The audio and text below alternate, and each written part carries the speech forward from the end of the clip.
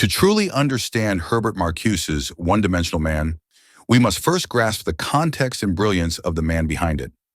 Marcuse was a German-American philosopher, sociologist, and political theorist who emerged as one of the leading figures of the Frankfurt School. His work tackled the crises of late capitalism, the suppression of dissent, and the ways in which advanced industrial societies stifle individual freedom. Often compared to Marx in his time, Marcuse carried forward the critical spirit of Marxism, but he adapted it to the conditions of the mid-20th century. A world defined by consumer culture, Cold War politics, and the dominance of technological rationality. One-Dimensional Man, published in 1964, is Marcuse's magnum opus, a searing critique of both capitalist and socialist societies. He argued that modern industrial civilization had created a society in which people's critical capacities and their ability to imagine alternatives to the status quo had been profoundly eroded. Marcuse wasn't just diagnosing economic systems, he was unmasking how ideology and culture operate to suppress radical change. At the heart of One-Dimensional Man is Marcuse's concept of one-dimensionality. This refers to a flattening of thought, culture, and political discourse, where dominant systems of production and consumption create a false sense of freedom. People believe they are free because they can choose between countless brands of toothpaste or smartphones. But in reality, their lives are confined within the limits of a system that prioritizes profit over genuine human flourishing. Marcuse argued that this one-dimensionality wasn't just a result of brute force or censorship, it was far more insidious. Advanced industrial societies, through mass media, advertising, and technology, create a kind of false consciousness.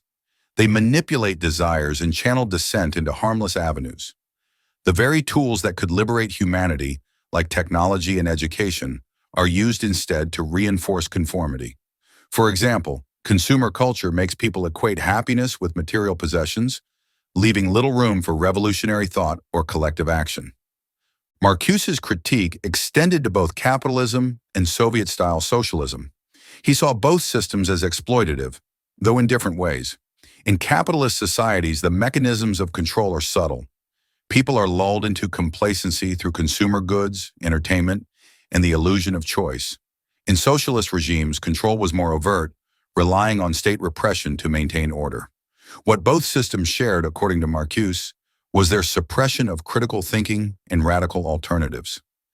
Marcuse was particularly concerned with how technological rationality, what he called instrumental reason, had become the dominant mode of thought in industrial societies. Instrumental reason prioritizes efficiency, productivity, and control, often at the expense of human values like creativity, community, and freedom. In this framework, technology is not neutral. It's embedded within social relations and serves the interests of those in power. Instead of liberating humanity, technology becomes a tool for domination, integrating individuals more deeply into the system rather than freeing them from it. Yet Marcuse was not without hope. He believed in the possibility of a great refusal, a radical rejection of the status quo. For Marcuse, this refusal would not come from the traditional working class, which he saw as largely integrated into the capitalist system, but from marginalized groups and intellectuals who could imagine a different world. Marcuse's hope lay in the capacity of art, philosophy, and countercultural movements to awaken critical consciousness and inspire revolutionary change. His analysis resonated deeply during the social upheavals of the 1960s, influencing movements from student protests to civil rights struggles. Marcuse's call for a new kind of liberation, one that transcends materialism and instrumental rationality, found an audience among those disillusioned with both capitalism and state socialism. His work reminds us that the fight for freedom is not just economic or political, it's also cultural and intellectual.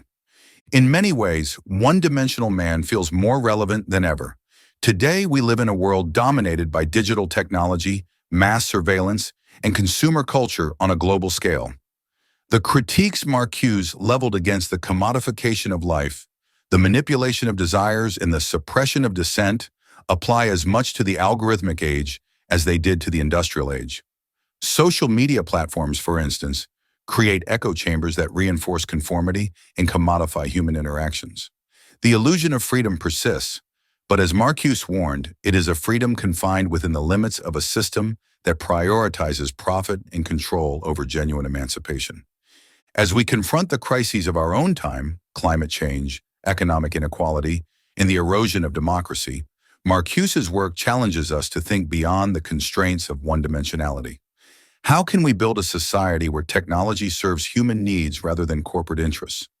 How can we foster a culture that encourages critical thinking and radical imagination?